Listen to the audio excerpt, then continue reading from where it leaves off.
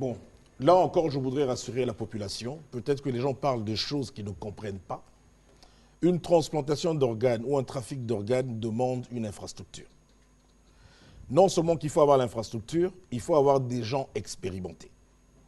Des gens expérimentés pour prélever les organes, mais aussi des conditions de conservation et de transport.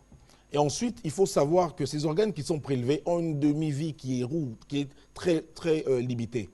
Par exemple, quand on retire un cœur, il ne peut survivre que 3 à 4 heures. Quand on retire un foie, il ne peut survivre en dehors du corps que 6 heures. Quand on retire un poumon, c'est 6 à 8 heures. Le rein, 1 jour à 2 jours. Mais ça ne suffit pas. Pour retirer un organe, ce sont des chirurgiens et des équipes entraînées. Et ça ne prend pas moins de 12 heures. C'est pour ça que je dis que quand les gens parlent des choses dans les réseaux sociaux, ils ne savent pas de quoi ils parlent. Et au moment où on retire l'organe, on doit le transplanter directement. Sinon, ça ne sert à rien, ça ne va pas survivre. Et quand on regarde dans toutes ces conditions, monsieur le ministre, on pense que c'est assez irréaliste. Au niveau du ministère de la Santé, il n'y a aucune notification au niveau de nos zones de santé. Et non seulement ça, j'ai oublié de dire qu'il faut des laboratoires poussés. Parce que ce n'est pas n'importe quel organe qu'on va prendre, même si on a pris chez son frère, qui va marcher chez vous.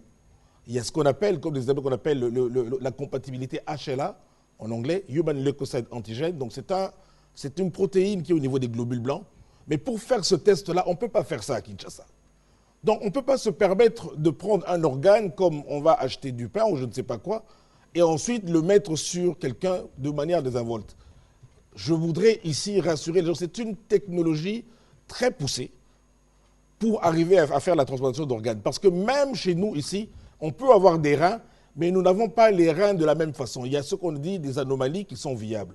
Quelqu'un peut avoir un seul rein, mais il vit. Vous le cherchez là-bas dans le dos alors qu'il n'est même pas dans le dos. Donc, avant même d'arriver à faire un prélèvement d'organes, il y a une série d'examens à faire. Parce que même cet organe-là, le rein, chez d'autres personnes, ils l'ont au niveau pelvien. D'autres personnes n'ont qu'un seul rein. Donc vous allez faire une opération, vous ne savez même pas. Vous n'avez pas fait d'échographie, vous n'avez pas fait de scanner. C'est très complexe. Et ici à Kinshasa, comme je dis, les laboratoires pour le faire, la conservation, c'est très difficile. Non seulement ça, le cadre légal. C'est vrai que dans notre pays, ce n'est pas autorisé. Les gens qui le font, c'est vrai que c'est de manière illégale. Mais pour le faire techniquement, qu'on ne vous trompe pas, ce n'est pas moins de 6 à 12 heures, parfois 20 heures. Donc ce n'est pas quelqu'un qu'on a kidnappé à 6 heures et à 6h30, il vous dit on m'a retiré un rein. Ce n'est pas possible. Soyez rassurés quant à ce, nous n'avons ni l'expertise, ni le plateau technique pour arriver à faire ces transplantations aujourd'hui. Nous espérons les avoir avec l'avenir, mais ça demande des années et des années de formation.